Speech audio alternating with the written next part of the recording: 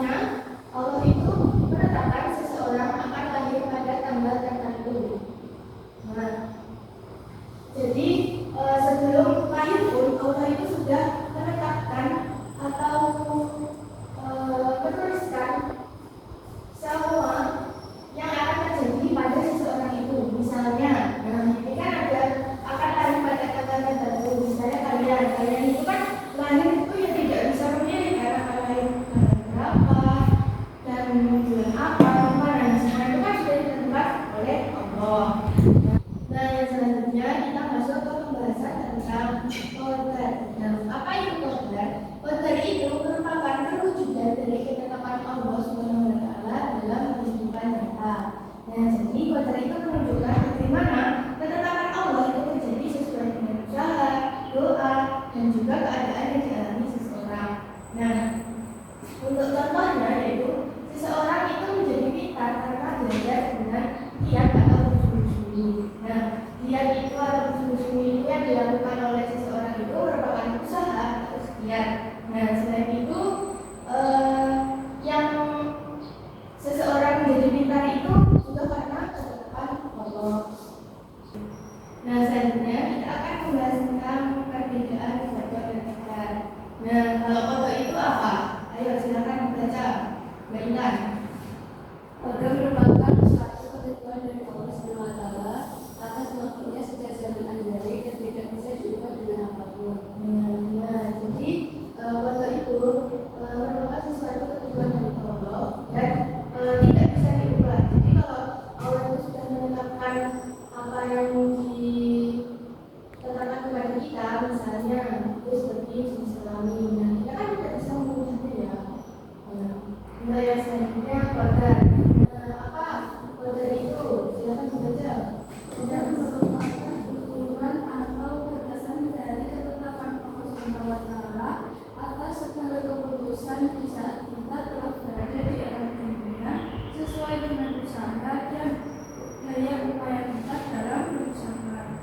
Nah, jadi perbedaannya dengan qadar itu masih bisa berubah selagi kita itu mau untuk berusaha dengan dan menggapainya dengan cara yang sungguh-sungguh. Misalnya itu kayak kita itu ingin menjadi pintar gitu kan ya. Nah, agar Allah itu menetapkan kita menjadi seorang yang pintar, kita itu harus berusaha terlebih dahulu dengan belajar. Nah, untuk selanjutnya kita akan membahas tentang jenis takdir. Nah, ada yang tahu jenis takdir itu ada berapa? Dua. Apa saja? Allah, Nah, benar sekali. Jadi ada dua jenis takdir. Yang pertama itu ada takdir mubram dan takdir yang kedua itu takdir mu'allaq. Nah, untuk penjelasannya itu takdir mubram adalah takdir. Nah, ada yang tahu takdir mubram itu apa? Bisa. Jadi takdir mubram itu merupakan ketentuan Allah yang tidak dapat diubah. Nah, contohnya itu seperti kelahiran, kematian, dan jenis kelamin seseorang. Nah, yang selanjutnya yaitu takdir mu'allaq. Nah, apa sih takdir mu'allaq itu? Takdir mu'allaq adalah ketentuan yang dapat berubah melalui usaha dan doa kita. Nah, untuk contohnya itu seperti keberhasilan yang diraih dengan kerja keras. Nah, selanjutnya itu ada dalil qada dan qadar. Nah, jadi qada dan qadar itu terdapat dalam Al-Quran surat Ar-Ra'd ayat 11. Nah, ibu minta salah satu dari kalian untuk membacakan. Silakan.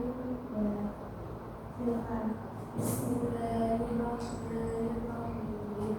Wa idza aradallahu biqaumin su'an fala maradda wa ma lahum min dunihi wal. Yang artinya yaitu dan apabila Allah menghendaki keburukan terhadap suatu kaum maka tidak ada yang dapat menolaknya dan tidak ada perlindungan bagi mereka selain Dia. Nah, jadi potongan dari Quran surat ayat sebelah ini tadi menjelaskan bahwa segala sesuatu yang terjadi di alam semesta ini sudah menjadi ketentuan Allah Subhanahu wa taala. Nah, selanjutnya kita masuk ke hikmah beriman kepada qadar dan qadar. Nah, ayo dari beriman kepada qadar dan qadar tadi? Makin diri kepada bersyukur dan bersabar, terhindar dari sifat sombong dan putus asa, menenangkan jiwa.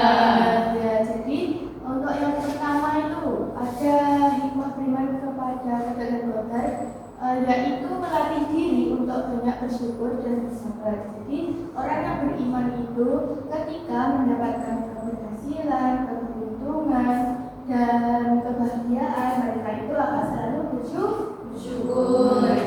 Dan orang yang beriman itu juga ketika mendapatkan musibah itu mereka itu akan Sabar.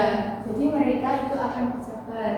Nah, untuk yang kedua yaitu terhindar dari sifat sombong dan putus asa. Jadi ketika orang yang beriman itu mereka itu tidak akan sombong ketika mendapatkan suatu keberhasilan, keberuntungan yang tadi, seperti ya mereka itu bisa meraih apa yang mereka inginkan.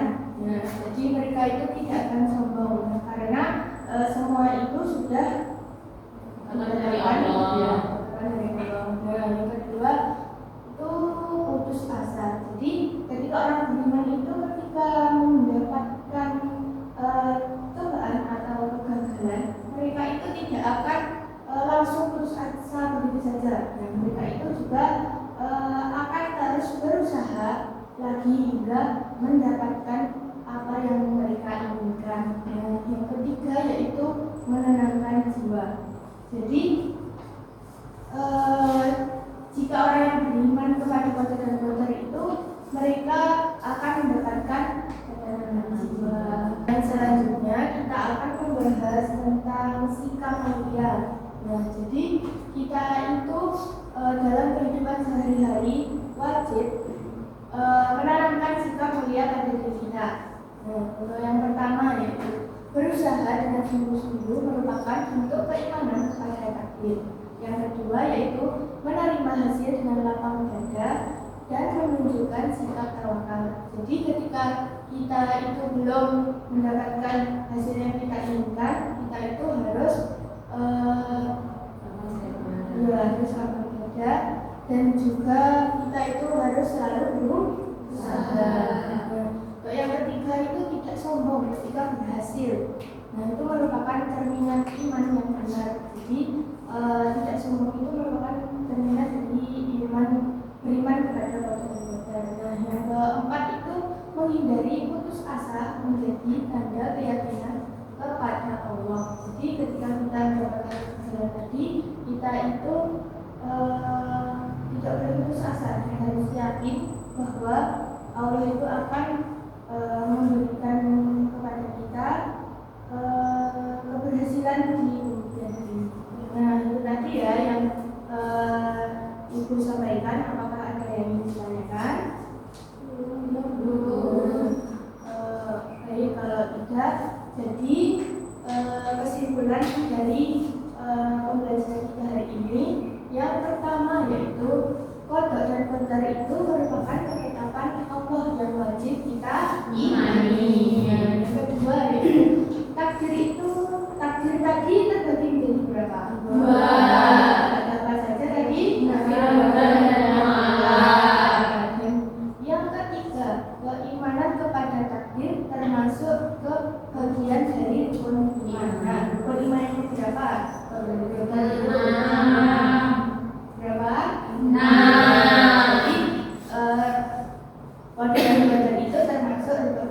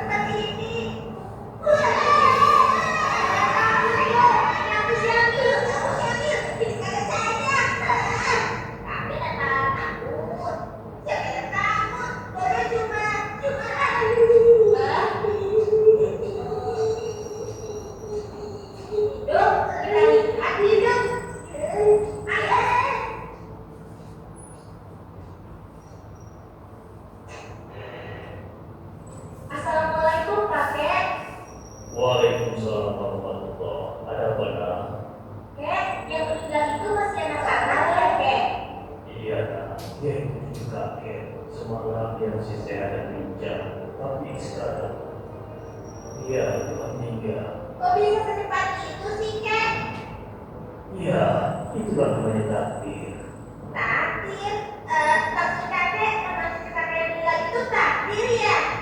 Bukan, takdir itu adalah ketetapan dari Allah Subhanahu wa Ta'ala. Dodo masih belum mengerti, Kek. Begini, Allah adalah pencipta segala sesuatu. Nah, ketika Allah menciptakan makhluknya seperti benda-benda, tumbuhan, hewan dan manusia, Allah juga membuat aturan dan ketetapan untuk makhluknya tersebut. Di antaranya umur, rezeki, dan akibat amal perbuatan seseorang. Contohnya seperti ini.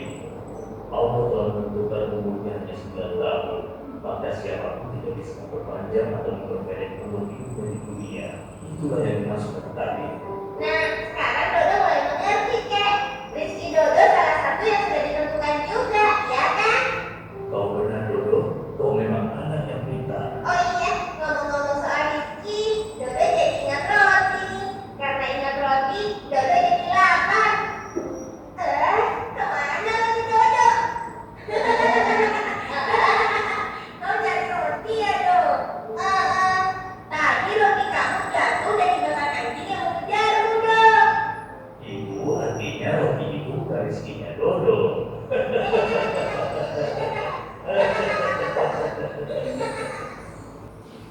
Nah, kalian tadi kan sudah melihat video ini. Nah, sekarang kalian akan membentuk dalam 3 kelompok. Untuk agar lebih mudah saja, coba belakang dulu ya. Untuk yang sebelah sini, kelompok 1, 2, dan 3. Nah, nanti kalian itu berdiskusi tentang apa yang ada di video tersebut sesuai dengan pertanyaan yang ada di 2 kelompok ini. Nah, kalian menjawabnya ya, dan berdiskusi. Nah, waktu diskusi kalian itu selama 3 menit. Sudah paham ya? Nah, sekarang kalian bersama kelompoknya dulu. Saya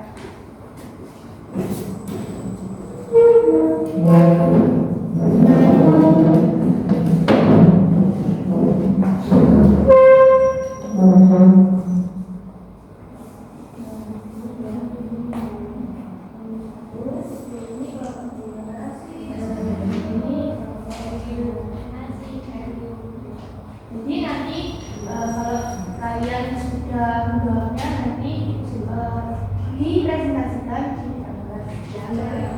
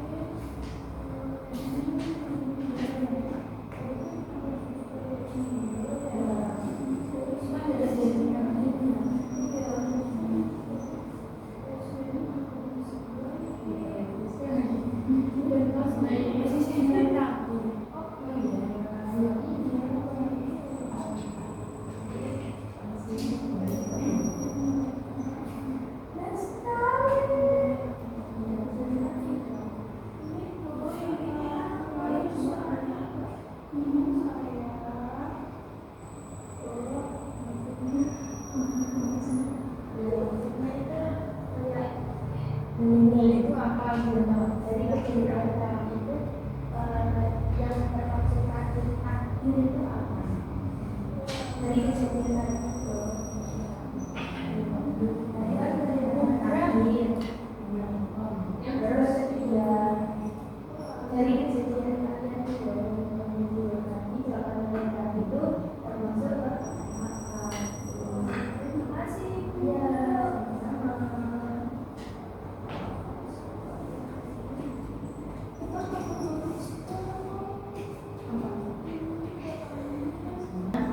Gimana anak diskusinya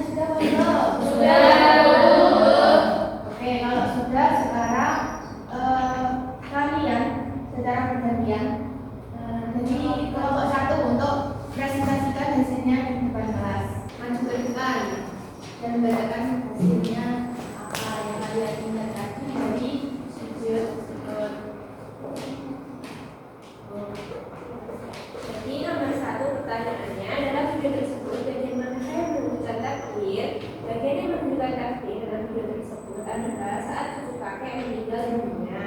Peristiwa tersebut menunjukkan bahwa setiap manusia memiliki ajal yang telah ditetapkan oleh Allah. Meskipun cucu kakek masih berusia 9 tahun dan terlihat sehat, ketika waktu yang telah ditentukan Allah tiba, tidak ada yang dapat menghindarinya. Selain itu, takdir juga terlihat saat roti Dodo jatuh kalau dimakan oleh anjing. Meskipun Dodo menyimpan roti tersebut untuk dimakan nanti, ternyata roti itu bukan menjadi rezekinya. Hal ini menunjukkan bahwa Allah telah mengatur rezeki setiap makhluk sesuai dengan kehendaknya.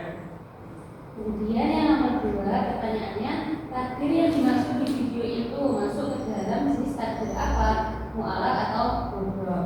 Takdir yang dimaksud di video tersebut termasuk takdir mubrom karena terjadi sesuai dengan ketetapan Allah dan tidak dapat diubah oleh manusia. Kematian dan rezeki merupakan ketentuan Allah yang pasti terjadi sesuai kehendaknya. Nah, jadi sudah lihat dengan kelompok 1 ada yang ingin menanggapi? Ya, untuk presentasi kelompok 1 kita beri tepuk tangan dulu. Kelompok 1 silakan duduk kembali.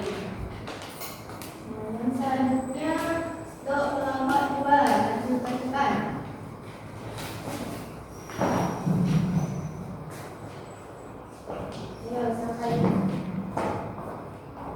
Ayo sampaikan hasil diskusi kalian apa?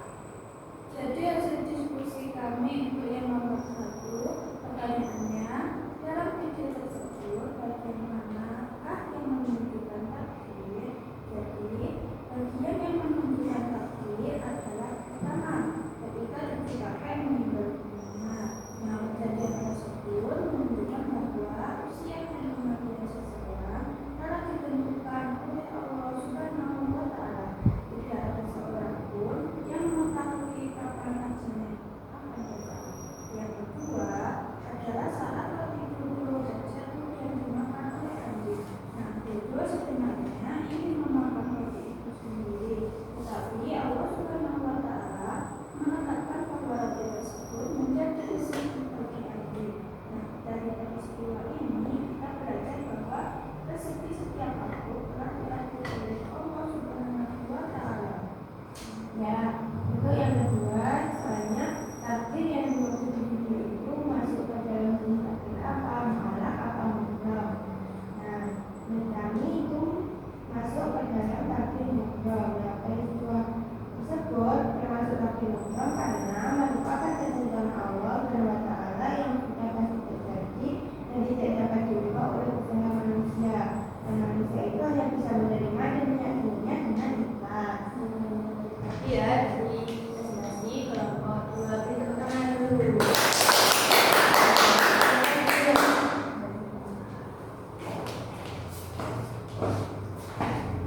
Selanjutnya kelompok 3 yang masuk ke depan.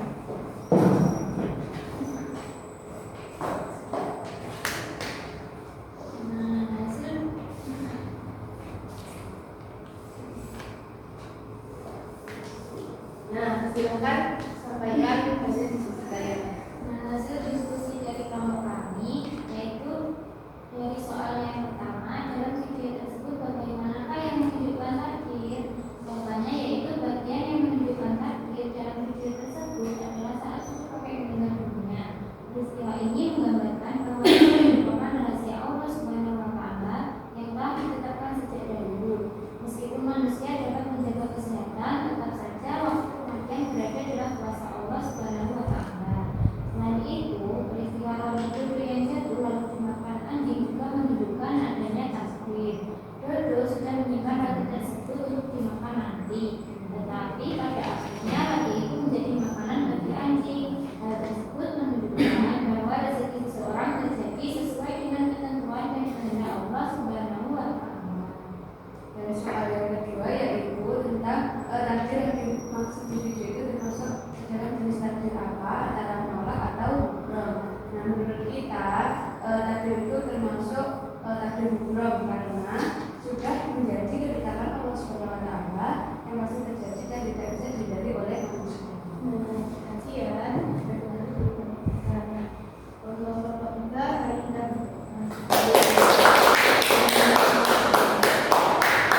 alhamdulillah ya untuk presentasi hari ini sudah selesai. Nah, jadi dari hasil diskusi kalian tadi, kalian itu sudah memahami bahwa takdir adalah penetapan Allah Subhanahu wa taala yang berlaku bagi seluruh makhluknya. Nah, dengan video tersebut takdir yang ditentukan itu melalui peristiwa meninggalnya tubuh kakek dan juga roti 7 yang dimakan Nabi. Kalian juga sudah memahami bahwa kedua peristiwa tersebut itu termasuk dalam takdir apa tadi yang kalian diskusikan? Yaitu takdir yang sudah ditetapkan oleh Allah dan tidak bisa diubah. Jadi sebagai seorang muslim kita itu harus beriman kepada Allah serta menerima ketentuan dengan ikhlas dan sabar.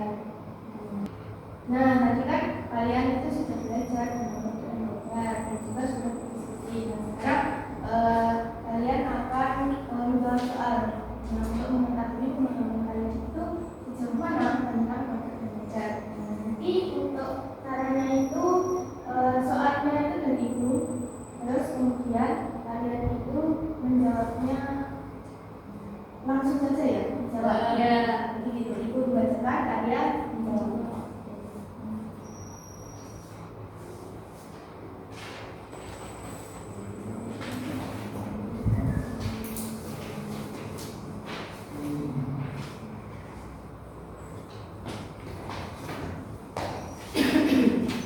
Nah, siap ya? Siap ibu. Untuk soal pertama, pada hari Senin Rizky tidak bisa mengikuti lomba karena sakit meskipun sudah berlatih dengan baik. Nah, sikap yang tepat terkait peristiwa tersebut sesuai konsep Otto adalah A. Menyalahkan teman karena salah, B. Menerima dengan ikhlas dan tetap berusaha lagi, C. Marah kepada orang tua. Yang kedua yaitu hari Rabu Aisyah belajar dengan rajin untuk ujian, tapi hasilnya belum maksimal. Peristiwa tersebut menunjukkan bahwa foto adalah A. ketentuan Allah yang harus diterima setelah berusaha, B. keinginan manusia yang selalu berhasil, C. hasil tanpa usaha. Yang ketiga, pada hari Jumat Fauzan tidak jadi mengikuti pertandingan sepak bola karena hujan deras. Nah, contoh tersebut termasuk foto karena A. terjadi sesuai kehendak manusia, B. tidak ada hubungannya dengan Allah, C. merupakan ketentuan Allah yang tidak bisa dihindari. Sudah. Yang keempat, hari Selasa Nurul kehilangan pensil kesayangannya di sekolah. Sikap yang sesuai dengan memahami foto adalah A. menangis terus-menerus, B. ikhlas dan berusaha mencari atau membantunya, C. menuduh teman tanpa bukti. Nah, sudah ya? Yang kelima, pada hari Kamis Abdul gagal menjadi juara kelas walaupun sudah belajar dengan giat. Makna pokok dari peristiwa tersebut adalah A. semua usaha sia-sia, B. ketentuan Allah terjadi setelah manusia berusaha, C. tidak perlu belajar lagi. Ya. Yang keenam, pada hari Senin Ali belajar dengan giat untuk lomba cerdas cermat dan akhirnya berhasil meraih juara. Nah, peristiwa tersebut menunjukkan konsep qadar karena A. keberhasilan hanya karena keberuntungan, B. hasil yang diperoleh sesuai dengan usaha yang dilakukan, C. tidak ada hubungannya dengan usaha. Jika 7. Hari Kamis Zahra rajin berlatih membaca Al-Quran sehingga bacaannya semakin lancar. Contoh tersebut merupakan qadar karena A. kemampuan B. Semua terjadi secara kebetulan. C. Ada hubungan antara usaha dan hasil yang diberikan Allah. Sudah? Untuk nomor 8, pada hari Sabtu, Hasan tidak belajar sebelum ulangan sehingga hasil nilainya itu rendah. Peristiwa tersebut menggambarkan bahwa qadar adalah A. Hasil sesuai dengan usaha yang dilakukan. B. Hasil selalu baik walaupun tidak belajar. C. Tidak perlu berusaha. Sudah? Sekarang nomor 9. Hari Selasa, Putri rutin berlatih menggambar setiap hari dan karyanya menjadi lebih bagus. Makna qadar dari peristiwa tersebut adalah A. Keberhasilan tanpa usaha. B. Usaha yang sungguh-sungguh akan mempengaruhi hasil. C. Tidak ada hubungan usaha dan hasil. Sudah? 10. Pada hari Jumat, Umar rajin berolahraga sehingga tubuhnya menjadi sehat dan kuat. Peristiwa tersebut menunjukkan bahwa qadar adalah A. Ketentuan Allah yang terkait dengan usaha manusia. B. Sesuatu yang tidak bisa berubah sama sekali. C. Tidak perlu usaha untuk sehat. Nah, sudah ya semuanya? Ya, Bu. Sekarang kumpulkan jawaban kalian.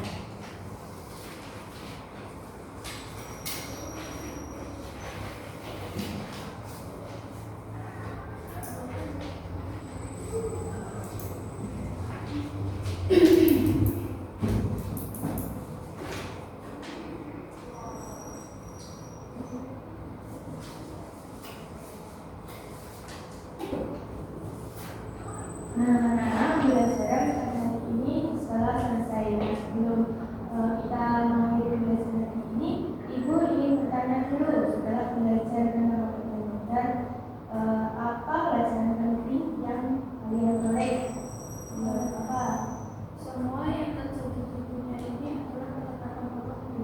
Ya, Masya Allah, banyak sekali. Nah, sekarang siapa yang bisa membantu Ibu untuk menyimpulkan pembelajaran ini?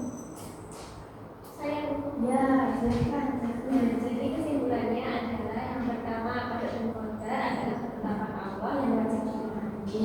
Yang kedua, takdir tersebut menjadi takdir mufrad dan mu'allaq. Yang ketiga, keimanan kepada takdir termasuk bagian dari rukun iman. Lalu yang terakhir adalah sikap sabar dan yang terlahir dari keyakinan yang kuat. Ya, benar sekali. Jadi kita hari ini telah belajar tentang qada dan qadar. Qada itu merupakan apa tadi? Ketetapan Allah. Ketetapan Allah Subhanahu wa Ta'ala yang telah dilakukan sejak zaman Nabi.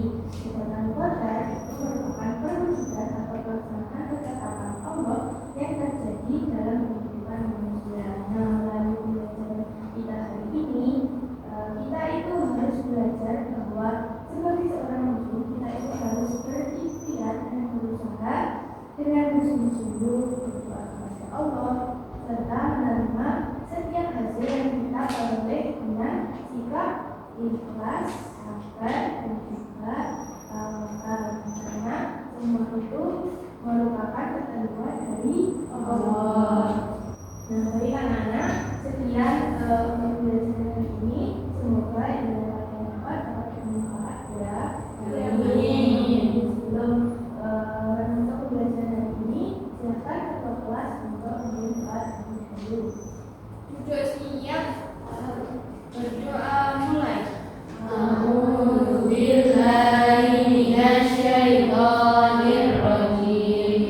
Bismillahirrahmanirrahim.